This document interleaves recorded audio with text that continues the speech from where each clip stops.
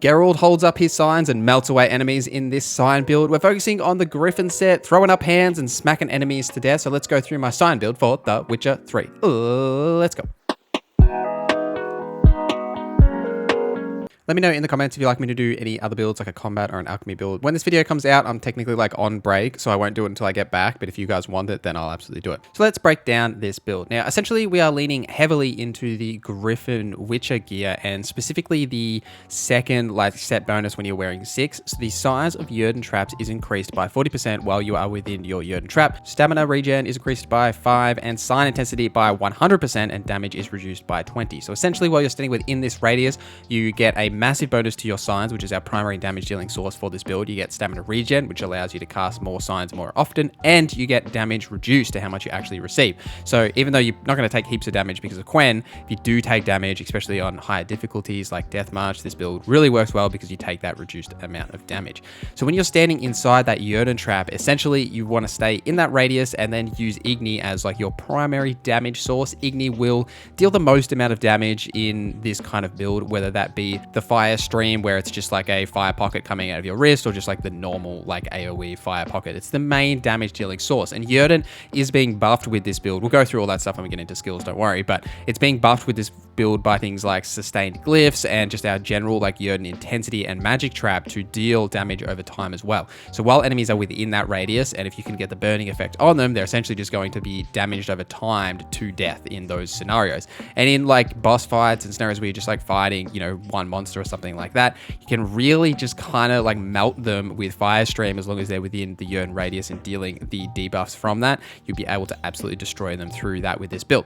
So speaking of those skills, let's go through all of the skills. We'll start with combat skills. Now for combat skills, it isn't much. We're using muscle memory so that fast attack damage is increased, because just that little bit of extra damage on your general attacks is good for when you do use them, and you will use them occasionally, and we'll get into why in a little bit as well. But for the most part, you're really focusing on signs, and you do need some combat skills in order to get Razor Focused. Razor Focused will instantly gain you an adrenaline point at the start of combat, and adrenaline points generated by sword blows are increased by 30%. This is to combo specifically with our swords to make them a little bit more effective in combat. So the swords that we are using, we've got the Rune Rite effect on them replenished. So after you cast a sign, an adrenaline point is consumed, your next sword attack will be charged with the power of that sign. So for the most part, you're going to have an adrenaline point. You're guaranteed to get one at the start of combat with Razor Focused, but you are going to have one a lot of the time, and then you can power up your sword with the sign itself and then apply that sign effect to the target. For the sign skills, which is primarily where everything's going to go, and I should have mentioned here, we are using greater blue mutagens for the sign bonuses in these categories, but the main 3 signs you're going to focus on is Igni, Yrden, and Quen, and you're basically going to be getting the first 3 in these rows specifically. So for Igni, that comes to Melt Armor, Fire Stream, and Igni Intensity. Melt Armor will reduce the target's amount of armor, so you want to apply that as quickly as possible so that you can melt through them without having that armor applied. Fire Stream, you'll really only use that on, say, one target or like a monster boss or something like that, but it will make your damage much more focused, and you can hold it for longer to melt away at that target, and Igni Intensity just increases the intensity. For Yrden, we've got Sustained Glyphs, which increases the sign duration by 10 seconds, and it'll allow you to have 2 of these Sustained Glyphs down rather than the 1, and it also increases the amount of Magic Trap. And what Magic Trap is that alternate sign mode. So when you hold down the sign cast, you'll put this like Yrden trap on the ground, which is kind of like a turret, I guess, is probably the simplest way to describe it. It'll essentially just like damage enemies that are close to it, and it also like kills projectiles to get anywhere near it as well. We're also using the Yrden intensity to increase Yrden's damage and supercharge glyphs. So enemies under the influence of Yrden will lose vitality and essence per second, and damage scales with the enemy level and sign intensity. So essentially, anytime enemy is taking hits from Yrden, they're going to get a damage over time effect as well. Then you apply the Igni burning damage over time effect. You've got 2 damage over time effects that are just going to melt away at the target, and then any other damage that you're doing as well. For Quen, we're using Exploding Shield, which will push enemies back and damage them when your shield is broken. We're also using Active Shield, mostly for the vitality increase you get from that. It's really valuable, and also Quen Intensity to improve your Quen sign overall.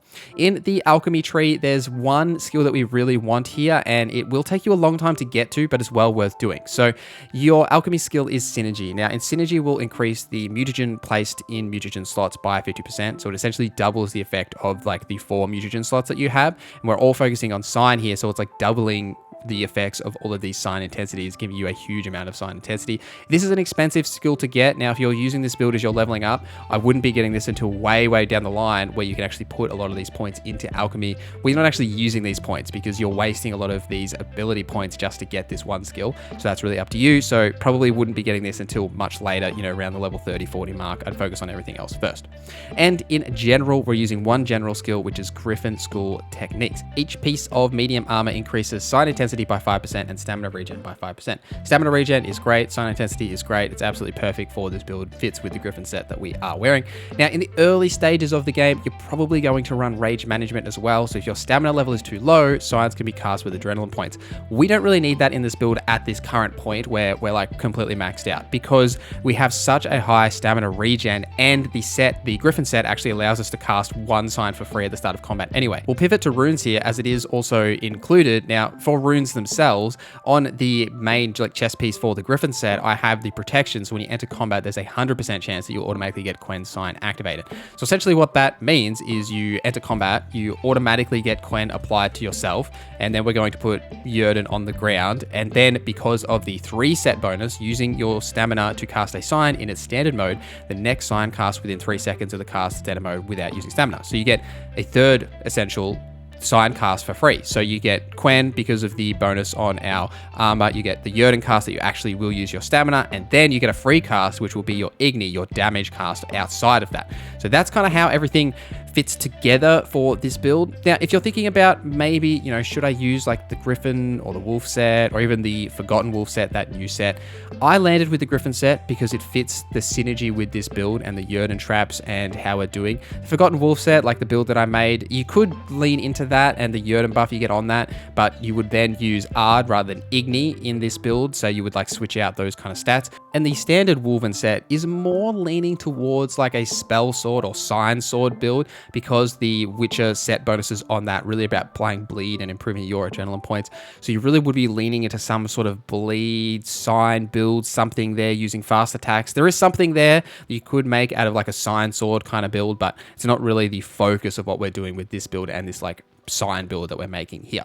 Some quick general tips for this build. This is presented as an endgame build, but you can build this too at the early stages of the game and just like buy the skills and progress your way through this build, like leveling up and getting the skills that you do need. As mentioned, synergy is super expensive. I wouldn't be getting that until much later on, and you really only need like the one skill point or ability point in that point and then applying it to your gear just to get some of those bonuses out of that. And then as you progress, get those ability points level up, you can then progress further into that. And you could also lean into vitality and the green mutagens if you are playing on the higher difficulties more, or even go against them if you're playing on the lower difficulties and just go completely into sign intensity, like how I'm using a green mutagen here, just to give me a little bit more vitality for the difficulties.